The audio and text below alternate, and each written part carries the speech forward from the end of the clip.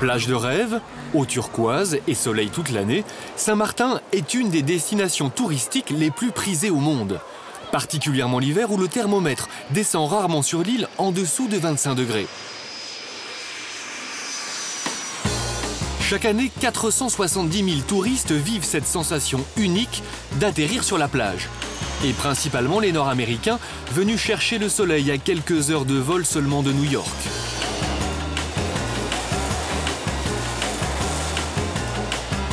Saint-Martin est également une escale obligée pour les croisières de rêve dans les Caraïbes.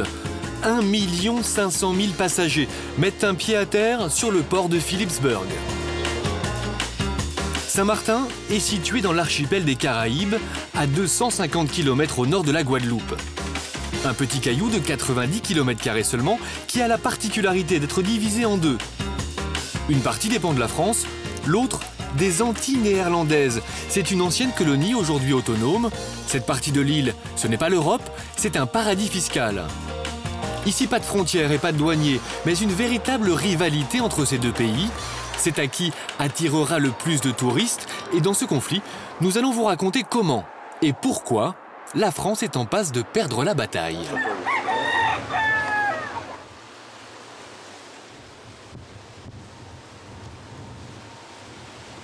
Une petite baie au nord de l'île, en partie française, Anse-Marcel. Cette grande maison coloniale est un nouvel hôtel de luxe. Aujourd'hui, il ouvre ses portes et c'est un événement. Ça va bien? Bonjour, bonjour. Ça va bien? Jeffrey est le directeur de l'hôtel. Il vient tout juste d'arriver de New York pour superviser le lancement de l'établissement. Dernière petite recommandation au personnel et ultime vérification du hall d'accueil, les premiers clients doivent arriver cet après-midi. Aujourd'hui, c'est l'ouverture officielle et nous avons 3 arrivées. Un couple qui vient des États-Unis, du New Jersey exactement, un autre de Grande-Bretagne et un couple de Français. Et les 3 premiers clients auront l'embarras du choix. Dans cet hôtel, les chambres ne manquent pas. Plus de 250 au total, dont 62 suites, réparties de part et d'autre du jardin central. Mais ce dont Jeffrey est le plus fier se situe en bord de plage, la piscine, la plus grande selon lui de toutes les Caraïbes. Bonjour monsieur. Bonjour. Vous allez comment aujourd'hui? Je suis bien. Et Vous êtes très élégant. Aujourd'hui, c'est un grand jour.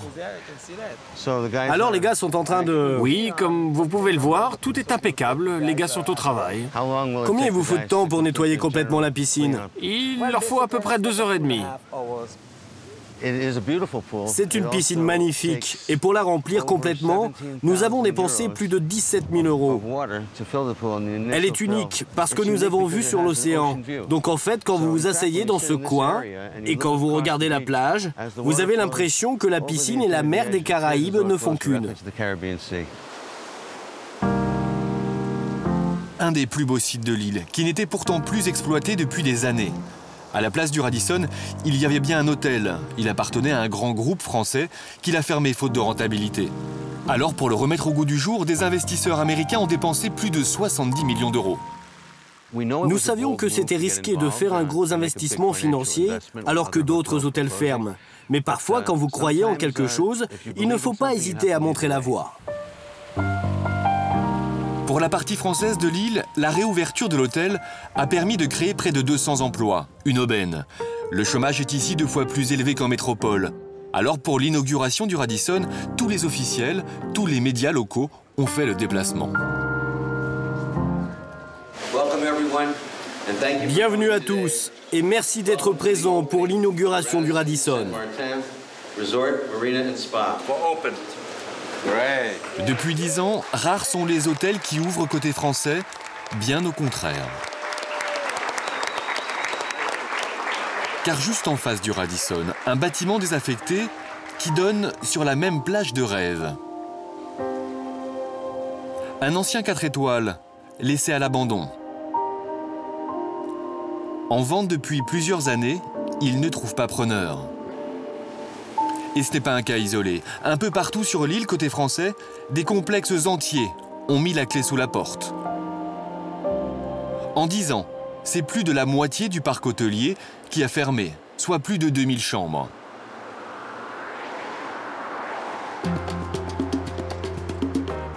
Alors que passer la frontière côté néerlandais, c'est un tout autre constat, un tout autre décor. Les hôtels ne ferment pas, ils se construisent. Plus d'une dizaine de chantiers, des immeubles de plus de 10 étages ou des bungalows souvent collés les uns aux autres. Ici, les côtes sont bétonnées, l'architecture standardisée. À Saint-Martin, la partie néerlandaise est 2 fois plus petite que la partie française. Elle accueille pourtant chaque année 2 fois plus de touristes. Alors pourquoi une telle différence? Philippe Thévenet est le porte-parole du syndicat des hôteliers côté français, une sorte de super commercial du tourisme sur l'île. Quand il s'agit de faire l'éloge de Saint-Martin, il est intarissable. Dans la partie française, on a 35 hôtels en ce moment, qui représentent un petit peu plus de 2000 chambres. Ils ne sont pas tous du même style, justement, on a une gamme, mais ce qui fait l'unité, c'est effectivement cet espace, hein, avec une architecture d'esprit caribien, des pavillons disséminés dans la nature, des constructions basses toujours, beaucoup d'espace, avec un raffinement, une tradition d'accueil, une restauration, une gastronomie à la française. Saint-Martin s'appelle la Friendly Island, c'est l'île amicale, c'est pas pour rien. Saint-Martin, ses plages immaculées, la gentillesse de sa population, Philippe Thévenet accumule les superlatifs. Aménagé, calme, sérénité. En revanche, quand on aborde la question des hôtels qui ferment, soudain le flot se tarit.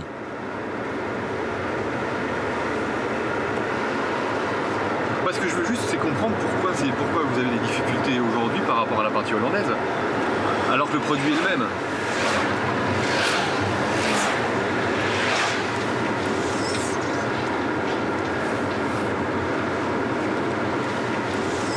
Montrer des hôtels qui ferment, c'est mauvais pour l'image de l'île.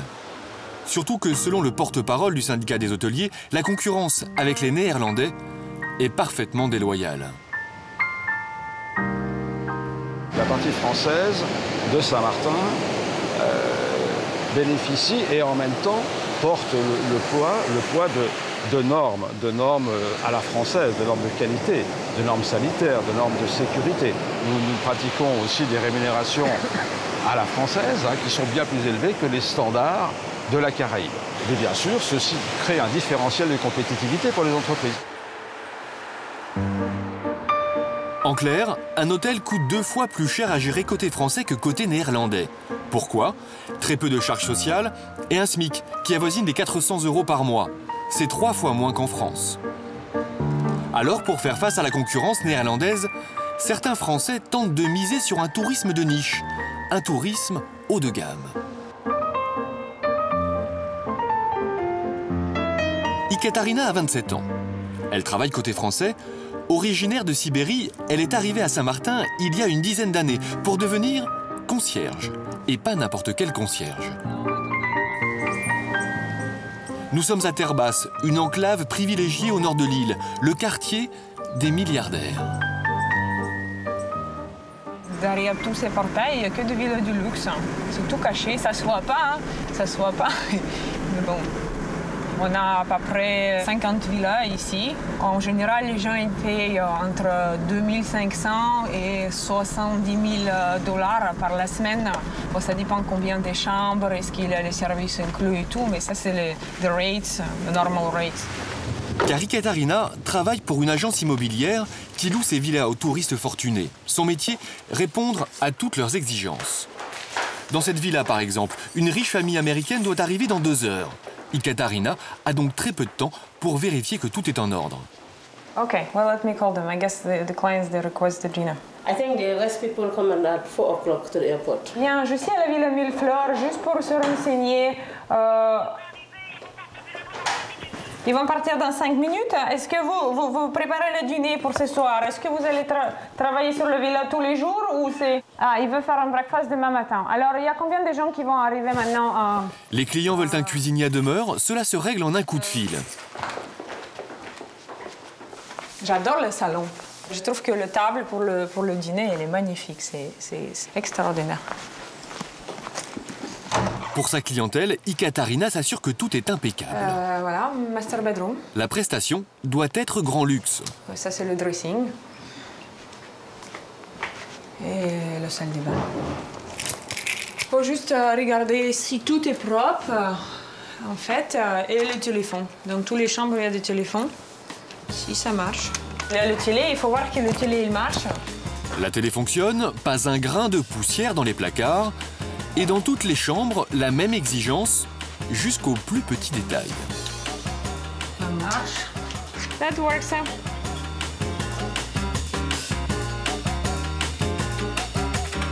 Bah, apparemment, tout va bien. Hein. Il y a même de petits jouets dans la piscine pour les enfants. Tout est bien préparé. Une piscine à débordement qui donne sur la mer des Caraïbes avec des petits salons aux quatre coins de la terrasse. Là, en général, les clients, ils s'assoient le soir, ils prennent un petit apéro. Il y a tout ce qu'il faut dans cette villa. Voilà, ça, c'est des petits jouets pour les enfants. Pour la piscine, voilà. Une prestation haut de gamme et un prix qui est loin d'être bon marché. Je crois que c'est vers 15 000 $. Oui, c'est 15 000 $ à la semaine. Vos clients sont de quelle origine, principalement? Les clients de pays américains, en général. On n'a pas beaucoup de clientèle européenne. On a très peu de clientèle russe. En fait, à 80%, ce sont des Américains qui louent ces villas de luxe. Et ici, même si nous sommes en partie française, pas de problème de remplissage. Les 50 villas sont chaque année réservées plusieurs mois à l'avance. Bonjour, monsieur Masson, bienvenue à Saint-Martin. Où est-ce qu'on peut se voir?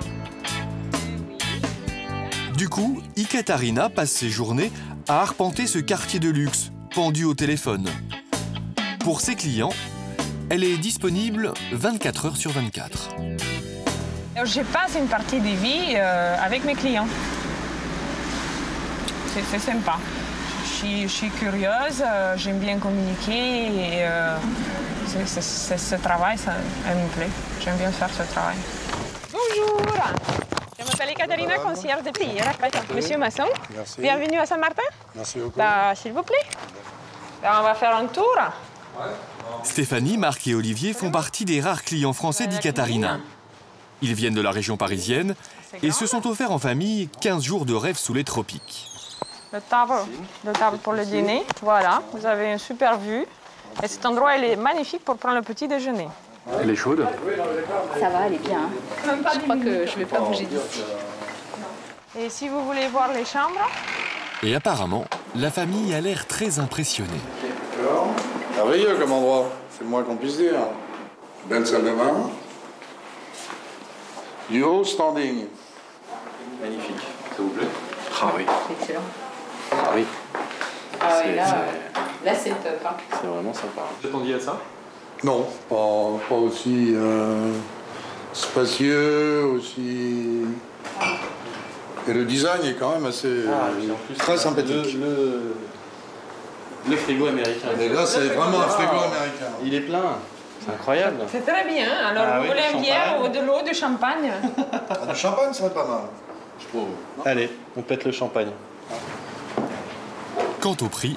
Je crois que celui-là, je crois que c'est 10 600 $, non? C'est ça, par semaine? 10 600? Non, c'est ça? Ouais. 10 600.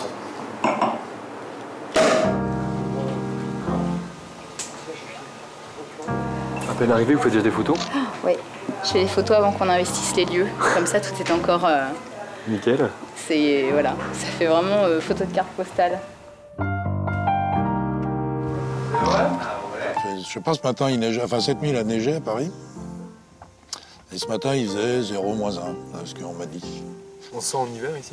Non, c'est l'hiver de Saint-Martin, mais on se sent pas vraiment en hiver, non. Pour nous, pour nous.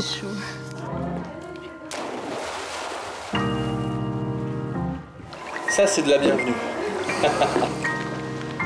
Ekaterina termine sa journée de concierge en jouant les factrices. Tous les soirs, elle livre un quotidien américain à des clients qui ont loué cette villa.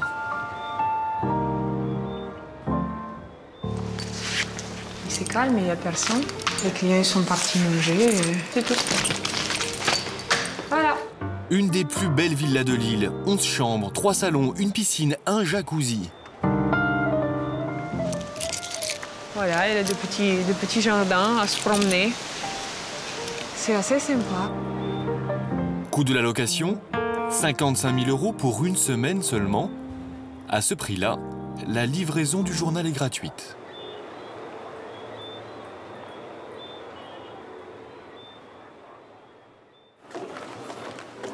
Le lendemain matin, nous retrouvons Stéphanie, Marc et Olivier.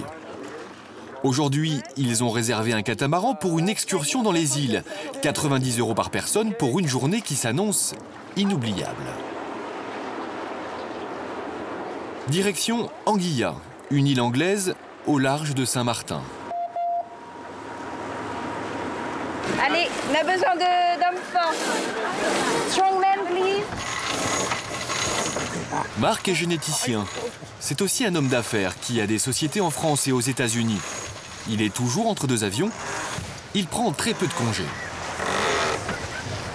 Okay. Les vacances à Saint-Martin, c'est des vacances chères? Oui, c'est quand même des vacances chères. Ah oui, parce que c'est une île qui a quand même fonctionné pendant très longtemps uniquement avec les Américains. Riches. Donc, bon, voilà, les prix sont adaptés en conséquence, quoi, hein. Mais c'est vraiment une vie qui me conviendrait presque, quoi, si je n'avais pas de business à faire. Pour ces 15 jours de vacances, Marc va dépenser près de 30 000 €.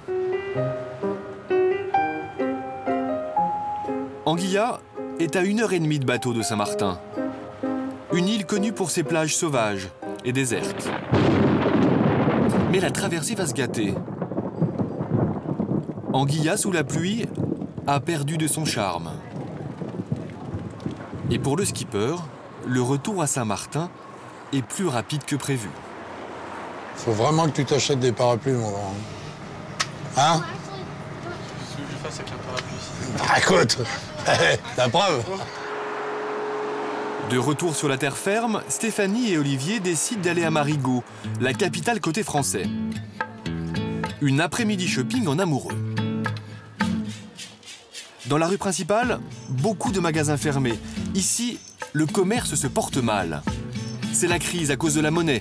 Côté français, on paye en euros alors que côté néerlandais, c'est le dollar. Alors, pour attirer les touristes, les commerçants français pratiquent un curieux taux de change. Donc vous faites 1 euro, 1 dollar ici, hein? Oui, d'accord. Plein de choses, oui. D'accord, donc on ne se prend pas la tête avec ça. Ouais. Très bien. Un taux de change que les commerçants ont mis en place depuis que la monnaie américaine se dévalue face à l'euro. 1 euro, 1 dollar, c'est plus intéressant de payer en quelle monnaie? Normalement, c'est 1 dollar, c'est mieux pour nous. C'est mieux pour nous, pourquoi? Ouais, parce que si vous avez moins, vous payez moins 100 $, non? Parce que si c'est 1 euro, normalement c'est 1,40 $. Vous payez 1 dollar. Et ça fait venir les touristes, enfin les clients? Un peu, oui. Surtout les Américains, parce que si c'est plus, déjà ils ne payent pas. Sinon, ils restent de l'autre côté. Parce que l'autre côté hollandais. Côté hollandais, il n'y a pas de question de change. Tout est en dollars? Tout est en dollars. C'est difficile, la phase d'affaires ici, côté français? Très difficile. Très difficile. Pourquoi? Qu'est-ce qui est difficile? Il n'y a personne, non? Il n'y a personne, les gens ne dépensent pas. Du coup, même en France, à Saint-Martin, les achats se règlent en dollars. Merci monsieur, au revoir. Mais ce n'est pas encore suffisant pour attirer les touristes. Parce que dans les boutiques néerlandaises, la politique commerciale défie toute concurrence. Ici, tous les produits se vendent hors taxe. Comme les bijoux, les produits électroménagers ou la hi-fi. Olivier veut s'acheter un nouveau téléphone portable. J'aimerais voir celui-ci, s'il vous plaît. Celui-là, là? Nous avons une toute nouvelle couleur. Je vais vous le montrer, là. Ok. Regardez, c'est le tout dernier modèle. Très beau. Celui-là, il vaut combien en France? 219 €. Et ici, 160 $. Intéressant. Il réalise donc une économie de près de 100 € sur ce téléphone. Du coup, Olivier se laisse tenter par une montre et pense même à faire un petit cadeau à Stéphanie, sa compagne. C'est pour une demoiselle, hein? Oui. Ça c'est au parle aussi? Oui. J'ai craqué pour ma petite copine. Je lui ai acheté des boucles d'oreilles dans sa pierre favorite en opale. Donc voilà, c'était sensiblement, enfin pareil, il m'a semblé faire une bonne affaire à 250 $. Alors qu'au début, il m'a annoncé quand même 300, donc c'était une bonne réduction. À Philipsburg, si ces boutiques ne désemplissent pas, c'est qu'à quelques dizaines de mètres de là seulement, arrive un flot continu et impressionnant de touristes. 1 500 000 vacanciers ont débarqué sur ces quais l'année dernière. Un port gigantesque spécialement aménagé par les Néerlandais pour accueillir les plus gros paquebots. Ce matin, 3 gros navires arrivent à quai, avec à leur bord plus de 5000 touristes. Principalement des Américains qui se sont payés pour une semaine un tour des îles des Caraïbes. Saint-Martin est une escale obligée, mais ils ne vont y rester que très peu de temps. Sophie est française. Elle a monté une agence de voyage côté néerlandais il y a 7 ans. Son créneau, organiser des tours de l'île en un temps record. Et vous allez voir que dans son business, elle excelle.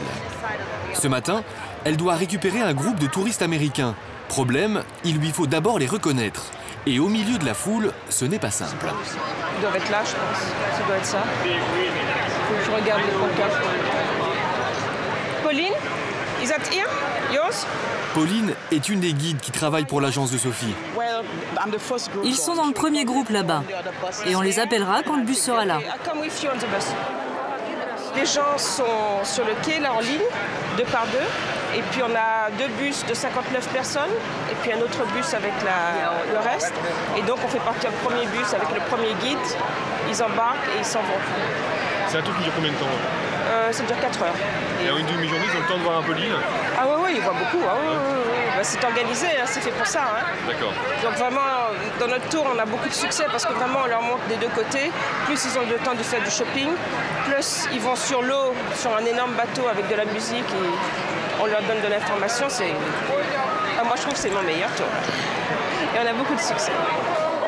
4 heures seulement pour découvrir l'île, pas une minute de perdu, la visite va se faire au pas de charge. Mesdames et messieurs, s'il vous plaît, quand le groupe avance, suivez ce panneau et je vous conduirai jusqu'au bus. Allez, on y va. Une centaine d'Américains sont descendus du bateau ce matin.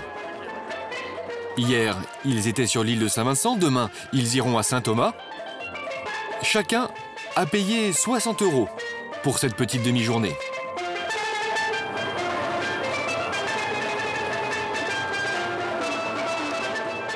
Vous attendez quoi de cette visite? Je m'attends à un moment fabuleux, à une merveilleuse expérience culturelle sur cette île magnifique. En fait, je viens juste me saouler et faire la fête. Hein. Bonjour, mesdames et messieurs. C'est tout ce que vous avez dans le ventre? Bonjour, mesdames et messieurs. Ça, c'est bien mieux. Asseyez-vous, relaxez-vous et profitez du tour. Notre chauffeur s'appelle Jeffrey ce matin. Bonjour tout le monde. Direction la partie française de l'île. Pendant le trajet, Pauline ne va pas lâcher le micro et bombarder les touristes américains d'informations. Pour ceux qui sont à l'avant du bus, nous sommes en France. Quant à ceux du fond, dépêchez-vous de nous rejoindre. Bienvenue en France. Alors, mesdames et messieurs, nous allons nous arrêter ici. Comme ça, vous pourrez descendre du bus et prendre de magnifiques photos. Premier arrêt, tout le monde descend. Ici, les Américains vont découvrir une des plus belles plages de Saint-Martin, coincée entre la route et le grillage.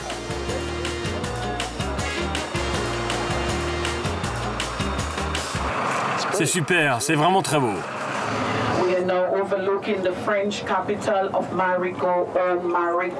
Quelques minutes encore et les Américains arrivent à Marigot. Ils ont précisément 1 heure et 15 minutes pour faire du shopping. Top chrono, c'est parti.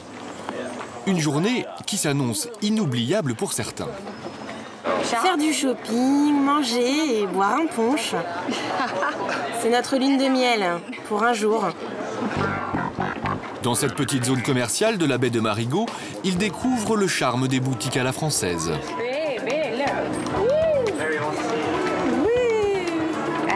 Regardez ma bague. Ça a l'air bien. Qu'est-ce que tu en penses? Ah, moi je préfère l'autre. Ah, tu préfères l'autre? J'adore les magasins, les vêtements, j'adore le service qu'on nous apporte. Tout le monde est très attentionné. Et j'adore faire du shopping ici. Plus 3. Dirty night, please. Et les commerçants s'en frottent les mains. Thanks. For Sean. Notre chiffre, il se fait qu'avec les Américains. Qu'avec les Américains? Ouais. Ouais, pas les Européens. C'est pas... Parce qu'on n'en a pas beaucoup, c'est pour cette raison. Nous, on les adore, les touristes américains. Pourquoi? Pourquoi? Parce qu'ils sont sympas. Vous aimez Saint-Martin? Saint-Martin? Yeah, it's nice. Very much. It's nice, yeah. Very hot. It's very Visa, Mastercard. Mastercard Carnival. I'm going to buy this doll. I have a doll collection. So I was going to buy the other one. But the babies are all bald. It's 10 minutes to 12. We gotta go. Okay. Leur écart est épuisé, pas le temps de souffler. Les Américains embarquent sur une barge, les bras chargés de souvenirs de Saint-Martin. Qu'est-ce que vous avez acheté? Un sac. Il est beau? C'est cher ou pas? 28 $. J'avais envie d'un souvenir. En moyenne, ils dépensent une cinquantaine de dollars en cadeaux dans ce genre d'excursion.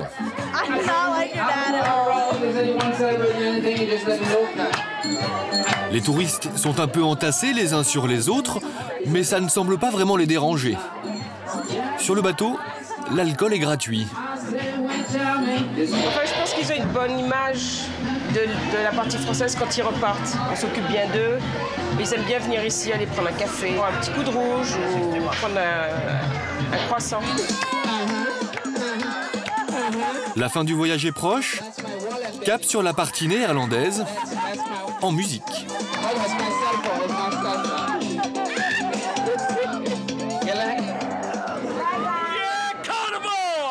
Et pour chacun d'entre eux, une expérience inoubliable de l'île.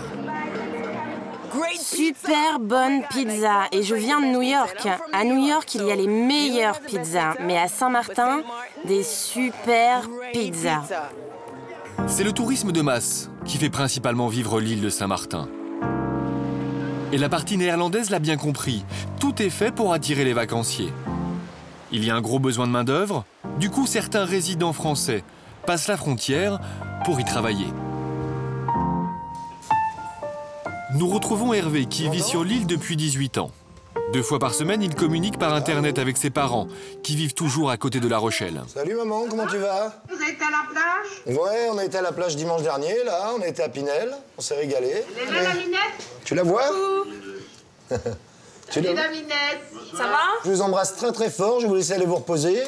Et puis moi, je vais aller au boulot. Ouais. Ok?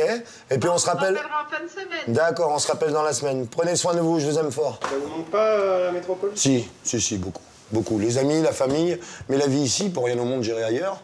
Mais quand je rentre en métropole, je suis content de rentrer 10 jours, 15 jours. Après, Saint-Martin me manque beaucoup.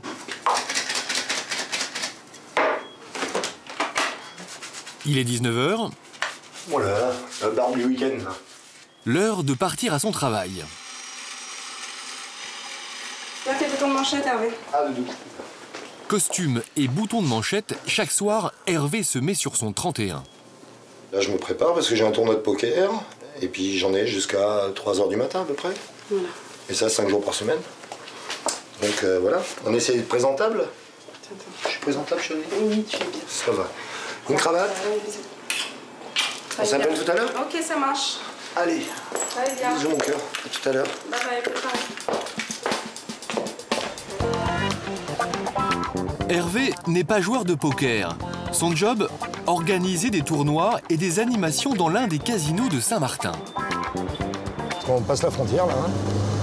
La frontière inexistante est symbolisée juste par ce monument. Ça y est, on est en France. Eh ben, on n'est plus en France. On est en Hollande. Car les casinos sont exclusivement du côté néerlandais. L'île ici a des faux airs de Las Vegas. La vie nocturne à Saint-Martin se passe uniquement de ce côté-là de la frontière. Hervé travaille dans un des plus grands casinos. Mais ça n'a pas toujours été le cas. Avant, il dirigeait une boîte de nuit côté français de l'île. Allez, c'est l'heure de bosser. J'avais une affaire côté français que j'étais obligé de fermer parce que j'avais des gros problèmes après 11 septembre, guerre en Irak, chute du dollar, tout ça. Donc mon affaire ne marchait plus du tout. J'ai perdu tout, mon business, mon argent, tout. Je me suis retrouvé avec plus rien du tout. C'est ma femme qui m'a fait manger pendant plus d'1 an. Bonjour patron. Bonjour monsieur. Comment allez-vous?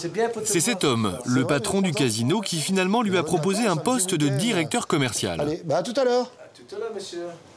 Bonne chance. Il a tout de suite accepté l'offre, une proposition financièrement alléchante qui a cependant quelques inconvénients. Côté néerlandais, les salaires sont en dollars, la monnaie la plus faible de l'île. Le dollar, il joue avec la bourse. C'est vrai que si tu vis sur la partie française, ça peut être un handicap. Mais bon, tu t'adaptes. Hein. Quand le dollar est faible, tu vas acheter côté hollandais un peu plus. Et puis quand il est bien, faut pas se plaindre. C'est les aléas du boulot. C'est comme ça. Et quant aux protections qu'offre le système français, retraite, chômage ou assurance maladie, ici, Hervé ne doit pas y compter. La retraite, enfin moi, personnellement, ma retraite, je me la ferai tout seul. Voilà, je ne demanderai rien à l'État français, puisque j'estime qu'effectivement, je travaille comme si je travaillais à l'étranger.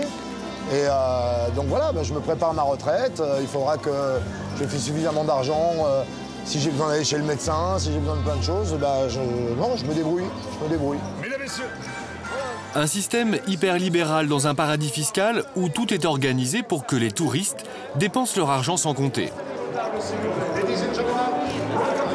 Ici, Hervé est le maître de cérémonie. Ce soir, il doit gérer 8 tables de poker pour 80 joueurs.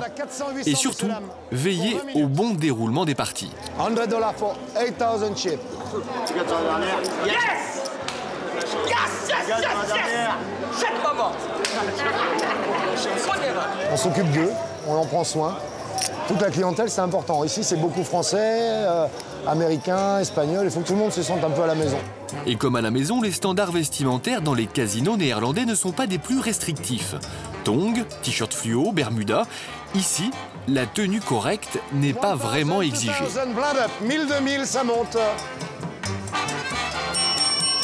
Tout est fait pour que le touriste reste à sa place et joue le plus possible. Michel, quelqu'un veut boire quelque chose? Exemple, pas besoin de se déplacer au bar pour commander une boisson. C'est Hervé qui gère les consommations et même le champagne est offert par la maison. Tu veux gagner le tournoi ce soir? Ah bah si, hein. Et tous les soirs, le casino organise un spectacle. On va découvrir sa troupe extraordinaire, les Voodoo Girls. 5 danseuses qu'Hervé surveille du coin de l'œil. C'est Noël tous les jours ici. Pour faire monter l'ambiance, il n'hésite pas à payer de sa personne.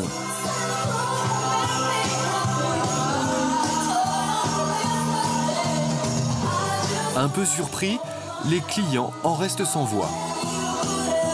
Chaque soir, dans les 12 casinos de l'île, c'est plus de 8000 touristes qui viennent dépenser leur argent. S'il y a tant de casinos côté néerlandais, c'est qu'ici, la législation sur le jeu est beaucoup plus souple. Les casinos peuvent s'installer n'importe où et leurs bénéfices sont moins taxés qu'en France. Alors qu'au même moment, côté français, il ne se passe rien. Les rues sont désertes, les terrasses sont fermées, peu de touristes et pas de casinos. Impossible d'implanter ici un établissement de jeu. Pour l'instant, la loi française ne le permet pas. Alors la nuit, les touristes restent du côté néerlandais pour aller dans les bars ou les boîtes de nuit.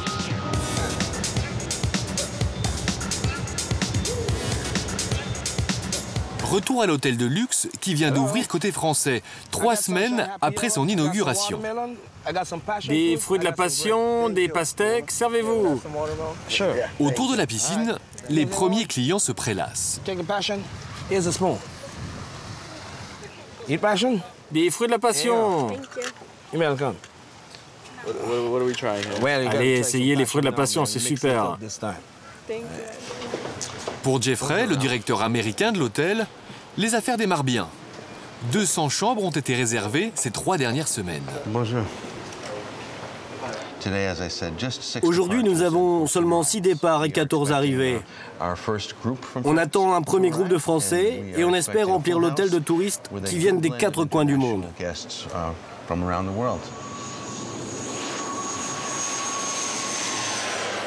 Un autre hôtel haut de gamme est en projet pour tenter de relancer le tourisme à Saint-Martin côté français. Entre les Français et les Néerlandais, la bataille du tourisme à Saint-Martin est loin d'être terminée.